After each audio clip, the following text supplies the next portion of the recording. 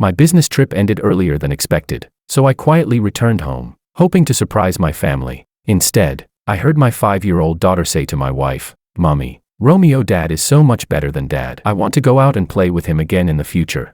Separated by an iron door, I heard my wife Rebecca, usually as cold as an iceberg, laugh happily as she replied, "Of course, he's your biological father. After all, Romeo was my best friend." Chapter 1. I quickly arranged for a paternity test. Now, the results were sitting right in front of me. Even after chain-smoking several cigarettes, I still couldn't gather the courage to open it. What if the baby was really mine? Wouldn't that make me the villain who doubted his own wife? CEO Chan. CEO Chan.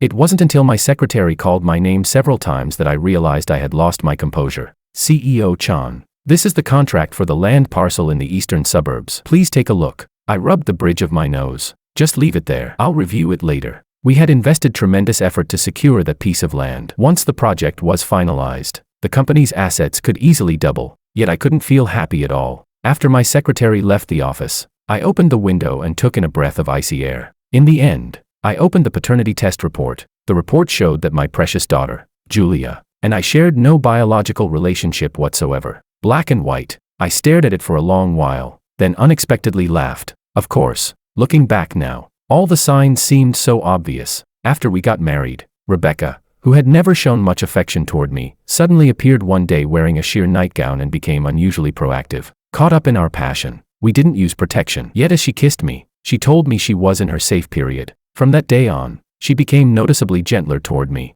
I was overjoyed, believing that my sincere devotion had finally melted her icy heart. What delighted me even more was that our passionate night brought a new life into the world, and my wife, who had always insisted on remaining child-free, actually took the initiative to keep and raise the baby. "This is the fruit of our love," she said. "Of course we should have her." I was deeply moved. On the day she gave birth, the baby was too large, and the delivery became dangerously difficult. She nearly died on the operating table. I knelt outside the operating room countless times, praying that my life could be exchanged for hers. Fortunately, both mother and daughter survived safely. Never wanting her to suffer through childbirth again, I voluntarily underwent a vasectomy. Now, thinking back on it, the mother and child whose lives I would have gladly traded my own to save turned out to be another man's child and the child's mother. How foolish could I be? If I hadn't suddenly decided that day to surprise them and accidentally overheard their conversation, I would probably still be pathetically trying to please them even now. Rebecca clearly knew that this child had nothing to do with me, yet she still felt perfectly entitled to order me around. Did she think that because I treated her well, I was an easy target to take advantage of?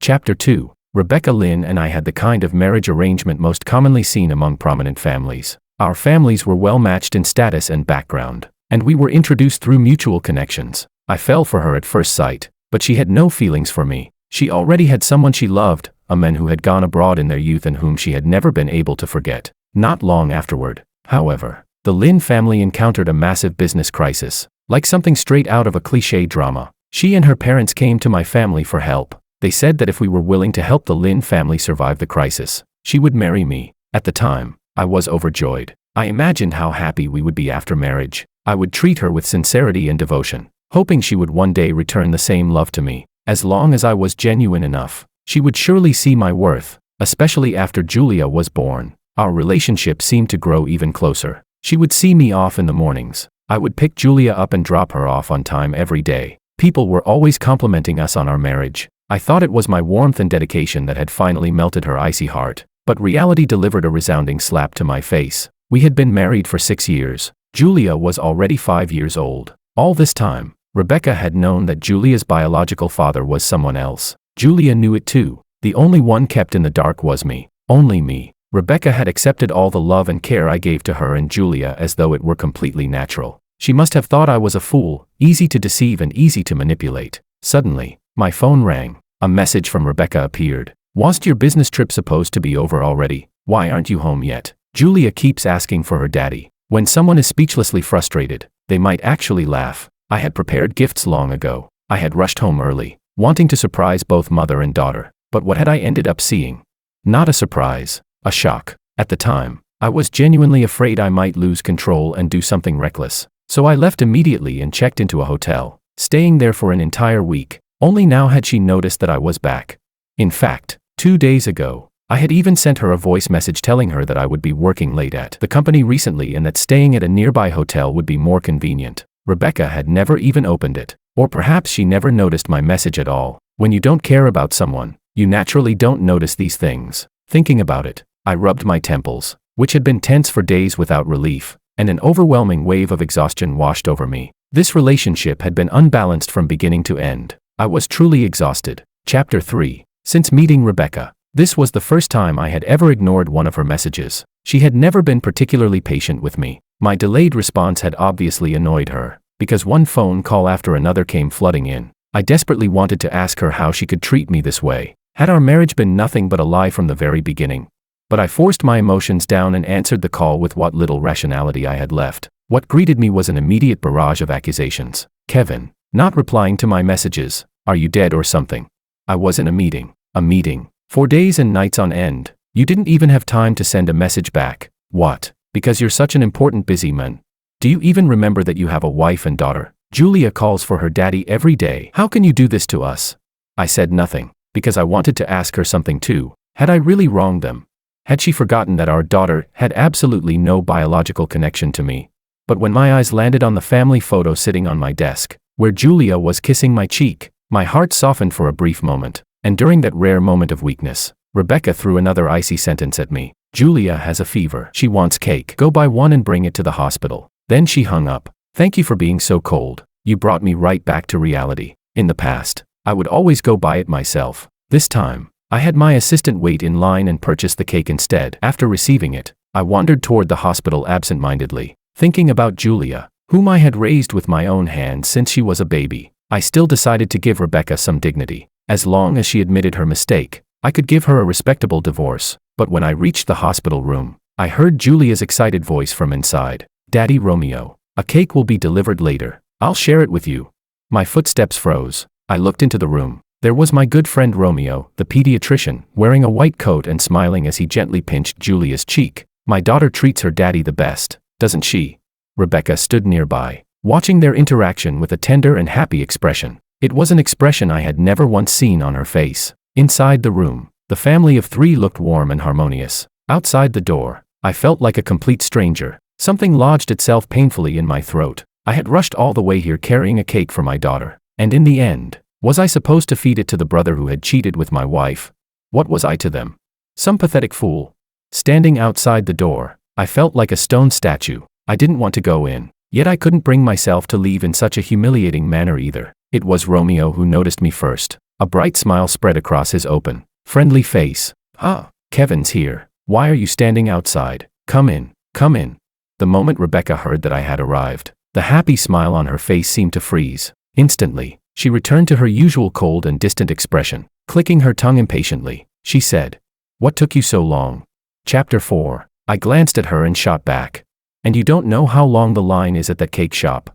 Romeo stepped forward with a cheerful smile. "Looks like Julia's in for a treat today." The moment Julia heard that, she started bouncing excitedly on the hospital bed. "Cake, cake, I want cake right now." Rebecca immediately cut her off. "No, Romeo already gave you something to eat earlier. You can have it later." But Romeo waved his hand dismissively. "Oh, come on, let her eat if she wants to. She's still growing. One slice of cake won't hurt." Rebecca smiled helplessly and spread her hands. "You're always spoiling her." Julia could tell her mother had given in. She instantly broke into a delighted grin. I was standing right there in the hospital room, yet I couldn't get a single word in. Like an outsider, Julia didn't call me dad. Rebecca didn't even bother to give me a pleasant look. Even a delivery driver would at least get a thank you. And here I was, forced to watch my dear friend Romeo shower my wife and daughter with affection. What was I, exactly? Part of your little game? After seeing Rebecca relent, Romeo reached for the bag in my hand. When I made no move to hand it over, he reminded me, "Kevin, give me the cake." There was something in his eyes, a sense of entitlement, as if he were the true head of this family, and I was merely the delivery guy, an outsider. I thought about it. If I had been the one trying to persuade Rebecca to let Julia eat dessert, she would never have agreed. Rebecca had always refused to let anyone challenge her when it came to raising Julia. Now I realized it wasn't that she wouldn't allow anyone to disagree with her. She simply wouldn't allow outsiders to disagree with her. A surge of anger exploded inside me. At home, she rarely treated me kindly. Only when she needed something from me would she soften her attitude. And now, in this hospital room, She and Romeo were playing off each other perfectly, acting like a loving couple while blatantly ignoring my existence. Up to this point, Julia hadn't called me dad even once. Her mind was occupied entirely by her daddy Romeo. I reflected on things for about 5 seconds. Had I been too good to all of them? So good that this cheating couple felt comfortable provoking me right in front of my face, convinced I wouldn't react. They made me raise another man's child, and now they were openly flirting in front of me. What did they think I was? A pushover? I looked at Romeo's outstretched hand and his completely self-righteous expression. A cold laugh escaped me. Then I tossed the entire bag into the hospital trash can. Since she's already eaten his food, she doesn't need mine. Having both at the same time doesn't seem very appropriate, does it? As I spoke, I stared directly into Rebecca's eyes. Rebecca and Romeo both froze. The moment Julia saw the cake being thrown away, she completely lost it. Jumping and screaming on the bed, she cried, "Bad daddy, you're a bad daddy. I don't want you as my daddy anymore." Rebecca frowned and pointed at me. "Kevin, are you out of your mind?" Romeo immediately pulled Julia into his arms and comforted her softly. "It's okay, Julia. Good girl. Daddy Romeo will buy you another one later. It's just a cake, right? If it's gone, it's gone. We don't care." Then he turned to me and said reproachfully, "Kevin, that's not right. I know you're upset because I bought Julia food without telling you first, but I only did it because I care about her. If you're angry at me, then be angry at me. How can you take it out on a child?" Sniffling in his arms, Julia screamed, "I only want Daddy Romeo. I only want Daddy Romeo. I don't want the bad daddy anymore." Rebecca looked thoroughly displeased. "Julia is sick. Who exactly are you putting on this performance for? Is this how a father behaves?" Fine. At my age, I thought I had seen it all. Apparently, I was still capable of learning new things. I stared straight at Rebecca until she became visibly uncomfortable. Being a father like this isn't good enough. I laughed softly. "That's okay. Doesn't she already have another father?" Rebecca instinctively opened her mouth to argue, but the moment she met my gaze, something in my eyes frightened her. "You three make quite a happy family." Then I looked at Romeo. "If you're going to be a father, then take responsibility as one. Why are you explaining all this to an outsider like me?" The moment those words left my mouth, I turned and walked out of the room. Behind me, Rebecca's face had gone pale with panic. Chapter 5. I stepped into the elevator, but Rebecca chased after me and stopped the doors from closing. She grabbed my arm and demanded anxiously, "Kevin, what nonsense were you talking about just now? Have you lost your mind?" Holding the elevator door open, I looked at her with a cold smile. "What do you think? Would someone with a functioning brain spend years raising another man's child?" She was instantly speechless. Then, almost reflexively, she began arguing. "What is wrong with you today? You've been talking nonsense all day. What do you mean someone else's child? She's our child." I had already made it that obvious, and she still wanted to lie. Seriously, she could fool other people if she wanted, but she should stop fooling herself. I was done being the fool in this story. Not another minute. I spoke directly. "Let's set a time and get the divorce paperwork done." This whole thing was ridiculous. The moment I received the paternity test results, I should have filed for divorce immediately. Instead, I had stupidly wanted to see Julia one last time. Fine. That was on me for being soft-hearted. After seeing the three of them together, looking so happy and complete, the last trace of fantasy in my heart finally disappeared. Rebecca widened her eyes. Then, as always, she frowned at me. "Have you really lost your mind? Everything is fine. Why would we get divorced?" People began entering the elevator. I released my hand from the door and stepped back out. One step at a time, I walked toward Rebecca until I had her pinned against the wall. Pointing a finger at her forehead, I asked quietly, "This is the third time you've said that today, Rebecca. The one with a problem isn't me. It's you. What kind of person sleeps with her husband's best friend, skips protection, and then tricks her husband into raising the child for 5 years? Rebecca, I think I've finally gotten to know the real you. You're not nearly as rigid and conservative as I thought. You're actually pretty creative." After saying that, I turned and walked into the elevator. As the doors closed, Rebecca opened her mouth as if she wanted to say something, but no words came out. Chapter 6. After returning home, I initially planned to pack my belongings and leave. Then I stopped and thought about it. Why should I be the one leaving? So I gathered up Rebecca's and Julia's belongings and dumped everything outside the front door. Then I changed the password on the smart lock. Only after finishing did I realize that Rebecca had called me countless times. I hadn't heard any of them. She had also left me a flood of messages. "Kevin, are you serious? Did you hear some ridiculous rumor or something? Think carefully. Our marriage isn't just about the two of us. It represents the long-term partnership between the Chan family and the Lin family." Ha! I laughed. Even now, She still hadn't figured out her position. A partnership between our families. That had never existed. The Chan family had always been supporting the Lin family. Without the Chans, the Lins would be nothing. Back then, our marriage had been a business transaction. Over the past few years, the Lin family's performance had steadily improved. Did she really think that was because of the Lin family's capabilities? The truth was that it had always been because the Chan family was backing them. My family and I had done so much for her family. For her. And what did I get in return? A wife who only smiled at me when she needed something. A best friend who betrayed me. And the child those two had me raise. I had been taken advantage of by both of them for years. And apparently that still wasn't enough. I ignored Rebecca's messages. Instead, I contacted my lawyer and had a divorce agreement drafted. After reviewing it and finding no issues, I instructed the lawyer to send it directly to Rebecca. As expected, my phone immediately exploded with another call from her. Kevin, enough already. You're actually serious about this? Her voice was full of anger. Did she really think I was still the man she could manipulate whenever she wanted? Rebecca, of course I'm serious. Who jokes about divorce? Think carefully. If we get divorced, don't come crawling back and beg me later. Judging from her tone, she sounded like she actually believed that. I burst out laughing. After 6 years of marriage, how had I never noticed that Rebecca had such a talent for comedy? After laughing, however, I felt a little sad. Even at a time like this, she still dared to speak to me with that attitude. The only reason was because she knew how much I had loved her. Was being a faithful wife really that difficult? Did she really have to do something this outrageous with my best friend? I let out a long sigh. Rebecca, Romeo is the man you've never been able to forget, isn't he? There was a clear pause on the other end of the line. Then her voice suddenly turned flustered. We're talking about us. Why are you bringing him into this? It's so annoying. Apparently unwilling to continue that topic, she hung up immediately after speaking. Chapter 7. I had thought the divorce would be straightforward. What I didn't expect was Rebecca dragging things out and refusing to give me a clear answer. One day, my parents, who spent most of their time traveling all over the world, unexpectedly called and asked me to come home. I figured that if I was divorcing Rebecca, I should let them know anyway. So I went back. The moment I stepped through the front door, I saw rows of unfamiliar shoes. The Lin family and my parents were chatting happily, calling each other family, and Rebecca Lin was actually cooking in the kitchen. Julia had been watching television. The moment she saw me walk in, she jumped off the couch and threw herself at me. Daddy. She sounded thrilled. That was very different from how she had acted the last time she saw me at the hospital. I stopped in the entryway. Julia's excited shout drew everyone's attention to me. Oh, so this was the game now. How dare Rebecca do this?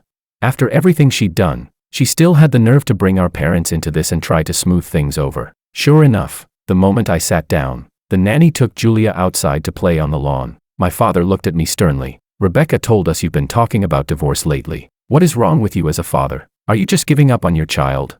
From his tone, it sounded like I was the one who had done something wrong. As expected, Rebecca's mother quickly followed. Kevin, back then, we only felt comfortable entrusting Rebecca to you because we knew your feelings for her were genuine. Everything has been fine all these years. Why are you suddenly talking about divorce for no reason? Let me tell you something. Whatever temptations exist outside the marriage, they're temporary. What's truly important is building a good life at home. Rebecca's father immediately joined in. I'm telling you, as a man, women outside are like hotel rooms. Your wife is your home. Pull yourself together and take care of whatever's happening outside. When you come home, you're still partners on the same team. Why keep talking about divorce? Honestly, Julie is about to start elementary school. Acting this impulsively isn't good. The expressions on both their faces were filled with disappointment. My mother remained silent, but even she looked at me as if I were a son who had let her down. What exactly had Rebecca told them?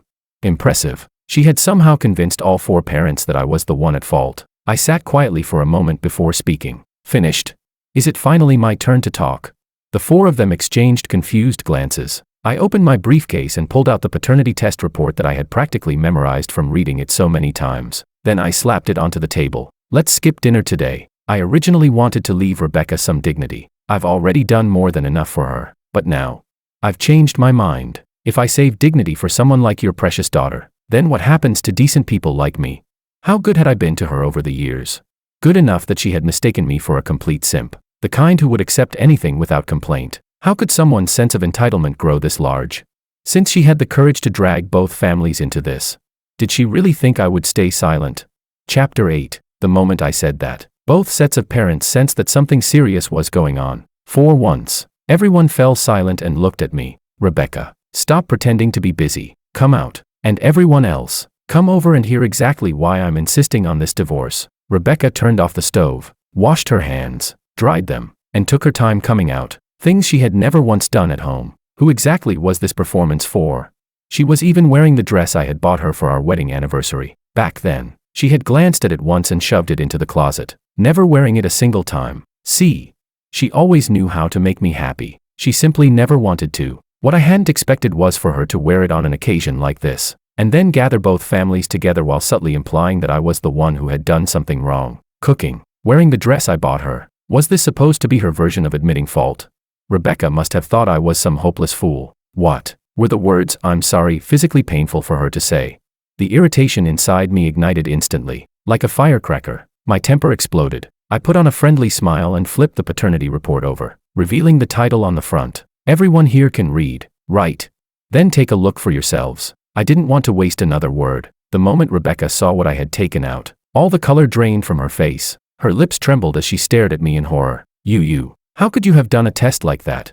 Neither side's parents looked good. My mother immediately snatched up the report and began flipping through it. Then she reached the results page. A sharp cry escaped her lips. The next second, she collapsed back onto the sofa, breathing heavily in shock. Chapter 9. After seeing the expressions on my parents' faces once they finished reading the paternity test report, Rebecca's parents stared at each other with their mouths hanging open. Neither of them dared to pick up the report. Talk about what? Tell me, after seeing this, what exactly is there left to talk about? 6 years of marriage. Haven't I given you enough dignity already? You just had to make sure everyone ended up miserable, didn't you, Rebecca? I looked at Rebecca. She seemed as though she had suffered some devastating blow. I found it laughable. The person who caused all of this was standing there looking like the victim. I was done holding back. So I let loose. Rebecca, who exactly are you putting on this shocked expression for? You were personally involved when you and Romeo slept together, weren't you? Or did you suddenly develop amnesia? Come on, let's take another look at the report. Can you read? Maybe I should read it aloud for you. Julia is determined to have no biological relationship with Kevin. Rebecca couldn't respond. Instead, she sank to the floor and started sobbing uncontrollably. I crouched down in front of her and continued without mercy, trying to avoid the issue. Not a chance. Just sign the divorce papers already. If you really care about Julia, then her biological father should be the one attending her elementary school parent meetings. Rebecca cried so hard she could barely breathe. Suddenly, Rebecca's father, his face flushed red with rage, raised his hand for the first time in his life and slapped his precious daughter across the face. The crack echoed through the room. Her cheek immediately turned bright red, and tears streamed down even faster. Rebecca's mother was heartbroken and grabbed Rebecca's father. Don't hit the child. Don't hit the child. I looked at the two old hypocrites and immediately started cursing. A child. She's still a child. She had a kid with another man, and that kid is already 5 years old, and you're still calling her a child? If you want to discipline her, take her home and do it behind closed doors. You can beat her to death for all I care. Just stop putting on this pathetic performance in my house. After hearing that, Rebecca's father turned his anger on his wife. Look at what you've spoiled into existence. How can she do something like this and still face her in-laws? My mother looked at the chaotic scene. Any criticism she had prepared for me vanished completely. I stood up and walked directly in front of Rebecca's parents. I've been calling you father-in-law and mother-in-law all these years, but all you've done is make my life miserable. So let's stop with that. Listen up, old man, old woman. This is what your daughter did. Let's get the divorce done immediately. For once, my mother showed some backbone. She stood up and said coldly, "Leave. No one in this family wants to see this woman right now." Faced with such blunt words from our family, the Lin family looked utterly humiliated, especially Rebecca. She still stood there in a daze. Perhaps she'd never seen me this angry before. She had done something so disgusting, yet she had apparently never considered the possibility of being exposed. The more I thought about it, the angrier I became. My sharp tongue couldn't stay quiet. Get out. I treated you well because you were my wife.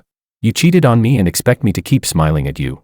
The entire family stood frozen, not knowing what to do, yet none of them moved. Finally, my father slammed his hand onto the table. "Steward, show our guests out." Only then did Rebecca's father finally realize how serious the situation was. Panic flooded his face. Offending me alone might not have been disastrous, but offending my father was a completely different matter. Without the Chan family's support, any talk of the Chan family continuing to back the Lin family would become pure fantasy. In the end, Rebecca's father forcibly dragged Rebecca's mother, Rebecca, and Julia toward the door. The entire family fled in disgrace. The reunion dinner, in the end, never happened. Chapter 10. After discussing the details of the divorce with my parents, I returned home. There, I found Rebecca sitting outside the front door, tears streaming down her face as she waited for me. I'd changed the password. She couldn't get in. When she saw me, she looked up, and to my surprise, there was even a trace of resentment in her eyes. "Kevin, I've never been hit by anyone in my entire life.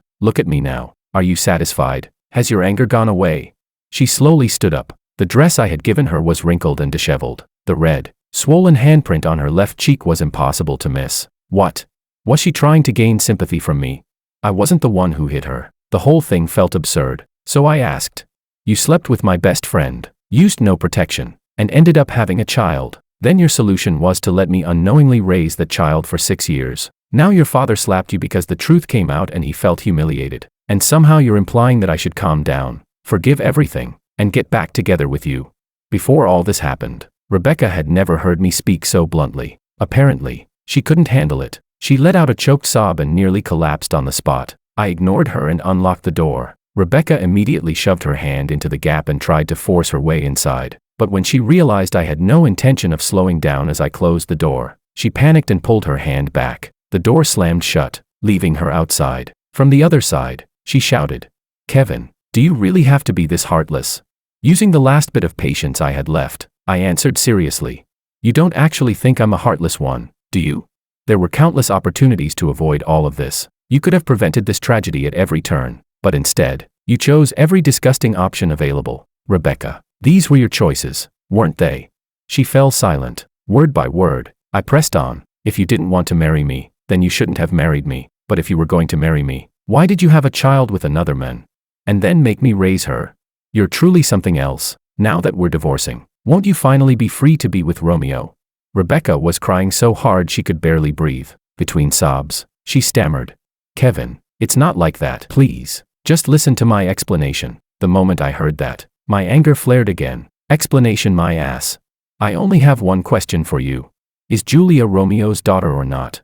The crying outside the door gradually quieted. Silence, an admission without words. For the first time since receiving the paternity test results, I had heard her acknowledge the truth, even though she hadn't actually spoken. My chest still tightened painfully. "Sign the divorce papers, otherwise I'll file for divorce in court. And trust me, that won't look good for your family." After saying those final words, I walked deeper into the house. No matter how much she cried or screamed outside, I refused to respond. Eventually, her commotion became so disruptive that other residents complained to property management. Several staff members came and tried to persuade her to leave, but Rebecca seemed to have completely lost control. She shouted that unless I opened the door, she wasn't going anywhere. Then she screamed even louder, "After all these years together, you're just throwing everything away. What kind of person are you? If you won't think about me, at least think about Julia." Even now, she was still trying to place the blame on me. She refused to believe that every consequence she was facing was the result of her own choices. Think about Julia. Whenever I thought about Julia, I thought about Rebecca and Romeo sleeping together. Then I thought about all the years I had spent raising Julia with my own hands. Damn it, the more I thought about it, the angrier I became. I was furious enough to consider calling the police, but when I did, they informed me that legally we were still husband and wife. They couldn't remove her on harassment grounds. So instead, I sent a text message to Romeo. He rushed over shortly afterward. At last, he managed to pull Rebecca away. By then, she seemed completely drained. Perhaps she had cried herself exhausted. She allowed Romeo to hold her as she continued sobbing, and together, they finally left. Chapter 11. After a week of silence, Romeo actually asked to meet and talk. He even had the nerve to call me his brother. What was this? Cheat with my wife and then try to play the friendship card? I got straight to the point. So the person you could never stop thinking about while studying in the United States was Rebecca. Romeo nodded and began telling his story. He had been a poor student, surviving in America through scholarships and endless part-time jobs. Rebecca, on the other hand, was a wealthy heiress who had everything she could ever want. Yet somehow, they had fallen deeply in love. They made a promise that once Romeo achieved something significant in life, he would return and formally ask for her hand in marriage. But in her second year back home, her family ran into trouble. I understood immediately. That was when I had poured all my effort into saving her family's business crisis and happily married her. Then I took leave and came back for your wedding. I never expected the bride to be her. Romeo had always been a meticulous person. Before their relationship became official, he had never posted photos of Rebecca. He had only casually mentioned to us that he had met a woman he wanted to spend the rest of his life with. I remembered being puzzled at the time. He had come all the way back to attend my wedding. But whenever our friends asked about the woman he loved, he would look heartbroken and say, "If I can't give her the life she wants, there's no point showing you her picture." What noble-sounding nonsense. I cut off Romeo's emotional storytelling and told him what he had really been thinking back then. What you actually meant was, I couldn't help her family when they were in trouble. Then my buddy ended up marrying the woman I love. Must be nice being rich. Damn it. Fine. I can't marry her anymore, but I can still sleep with her. Faced with my blunt accusation, Romeo froze with his mouth half open. No matter how beautifully he tried to describe their story, from the perspective of the men they betrayed, they were nothing more than a disgusting cheating couple. When did Julia happen?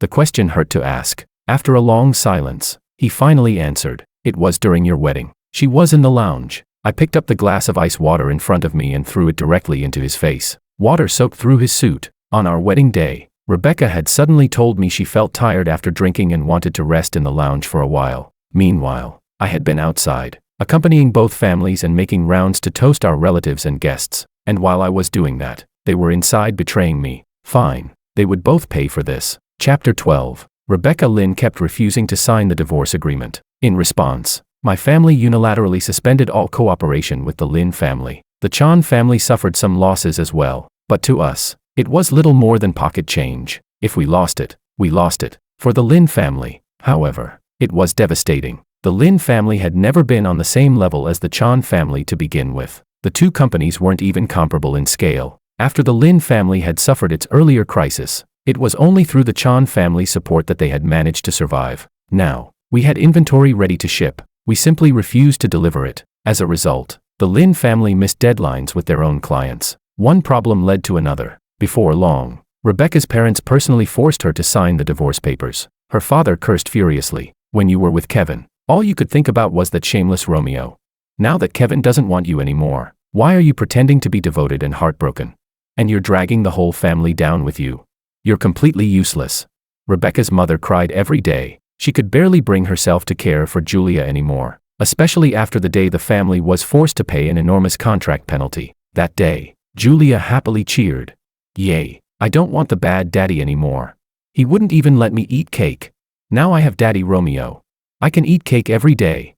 Rebecca's mother was so furious she nearly slapped her, but her upbringing stopped her hand halfway. Instead, she became so angry that she fainted and had to be rushed to the hospital. When she woke up and saw Romeo standing by her bedside, calling her mother-in-law and fussing over her with concern, she immediately lost consciousness again. After waking up for the second time, she decided that all her suffering was Romeo's fault. In her eyes, Romeo was a homewrecker. She went through the hospital ward telling anyone who would listen how Romeo had seduced her daughter, betrayed his best friend, and caused massive losses to her family. Within half a day, nurses and doctors throughout the hospital were looking at Romeo with contempt. But that wasn't the end of it. Using my connections, I uncovered evidence that Romeo had paid someone to write his graduate thesis years ago. I reported him to the hospital. The only reason I knew about it was because we had once been friends. Having a medical master's thesis from an American university ghostwritten wasn't cheap. Back then, Romeo had borrowed money from me. He never told me what it was for. He had been careful,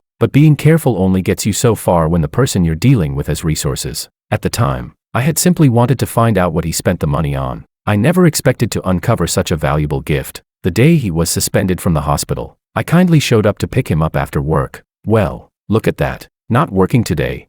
Must be nice having so much free time. A warm home, a wife, a child. Why don't you go home and take care of your family? Oh, and one more thing. We're definitely not brothers anymore. Remember that $200,000 you borrowed from me right before graduation? I'd appreciate repayment by next Monday. Otherwise my lawyer will be happy to handle it. Romeo stared at me for a long time. Finally, he figured out that I had been the one who reported him. The evidence of his academic fraud was undeniable, and I had already made some friendly phone calls to other hospitals. None of them were interested in hiring him, but the debt he owed me. The promissory note was still legally binding. He looked ready to explode. His degree was worthless. His job was gone, and he still had to repay the money. Repay it to the very men responsible for costing him his career. That same day, Romeo sped recklessly through the city in a rage. Eventually he crashed into a guardrail. Fortunately, nobody was injured, but the more he thought about everything, the angrier he became. Instead of calming down, he got back into his damaged car and started speeding again. This time, it became a hit-and-run incident. Detention, fines, license revoked. After that, whenever Julia got sick, Romeo couldn't even drive her anywhere. All transportation responsibilities fell onto Rebecca. The two of them had once dreamed of finally being together with the person they had loved since their youth, but now one had lost his job, and the other's family was on the verge of bankruptcy. Originally, Romeo could at least play the role of a devoted father, picking Julia up from school, taking care of her at home, and helping around the house. But after losing both his driver's license and his car, he became little more than a stay-at-home husband. As the family's income shrank dramatically, he began complaining about Rebecca's extravagant spending habits. Rebecca, meanwhile, found him increasingly useless. Before long, their household became a battlefield. A small argument every 3 days, a major fight every 2. Then one day, Julia's kindergarten teacher called me. Apparently, Julia had been crying constantly at school. She kept saying she wanted Daddy Kevin, not Daddy Romeo. The teacher sounded embarrassed. I know a little about your family situation, but could you possibly come see her? For the child's sake. I thought about it for a moment, then I agreed. Chapter 13. The next day, I went to the kindergarten. The moment Julia saw me, she ran over, wrapped her arms around my leg, and excitedly called out, "Daddy." I smiled and pinched her cheek, then I said pleasantly, "I'm not your father, you little punk. Your father is Romeo, and your mother is Rebecca. Remember that. If you ever mention my name again, I'll blow your dad to pieces." Julia stared at me in shock. Then she burst into frightened tears. Good. At least that little troublemaker probably wouldn't bother me again. Then I walked into the teacher's office. I picked up her staff badge and tossed it into the trash. "You knew about my family situation, and you still had the nerve to call me. Come see the child. Is she my child? I can't believe this. You actually handed a child over to a man with no biological relationship to her. I've already reported you to the education authorities. You don't need to keep this job anymore." The words had barely left my mouth when the principal hurried over and informed the teacher that she was being suspended. Of course, the speed of that decision had something to do with the connections I had used. The teacher stood there in complete disbelief. Excellent. That would teach people not to disturb my peace. Later, while traveling through Northern Europe and watching the Northern Lights, I met the love of my life. We had children of our own. Gradually, I forgot all about the cheating couple and their child. But news of the Lynn family's bankruptcy still made its way through our social circle. Apparently, Rebecca and Romeo eventually divorced as well. At first, Romeo still carried himself like a prestigious overseas graduate and refused to consider anything except high-paying jobs. Then an economic downturn hit. Many of the jobs he had once looked down on no longer wanted him. Later, he tried working as a food delivery driver for a day. He couldn't handle the hardship and quit immediately. Honestly, he was quite something. He eventually started posting provocative dance videos on short video platforms and became a male influencer known for suggestive content. Rebecca hated it. The two of them argued repeatedly because of it. Romeo accused Rebecca of being spoiled by a life of luxury and acting like a wealthy heiress even after her family had gone bankrupt. Furious, Rebecca took Julia and left home. Ironically, that only made it easier for Romeo to continue his online content. Then one day, Romeo was arrested for allegedly being involved in illegal sexual transactions. Well, Rebecca's father hadn't been wrong when he called him a shameless man. After that, Rebecca found a new boyfriend. According to rumors, he was an extremely submissive man who tolerated all her tantrums and abuse without fighting back. Everyone has their own preferences, I suppose. I respected it, but I certainly didn't wish them well. Some time later, Rebecca appeared at my front door. Her hair was a mess as she knelt and begged me for help. It turned out that the boyfriend who seemed honest and wealthy was actually a financial fraudster. Everything she had been enjoying was built on money obtained through fraud. The man had been arrested, and Rebecca's comfortable lifestyle came crashing down overnight. At first, I felt some sympathy for Julia. After all, I had raised her myself for years. I thought perhaps I could help a little. Maybe I could introduce Rebecca to a normal job and help her learn how to live independently instead of constantly relying on men. But the first thing she asked me was whether I could find a way to get her fraudster boyfriend released. I was stunned. The creativity was truly impressive. I immediately called the police. Before long, Rebecca was taken away as well. After all, to me now, she was nothing more than a stranger, wasn't she? That evening, I still had a movie date with my wife. As for helping an ex-wife, not a chance.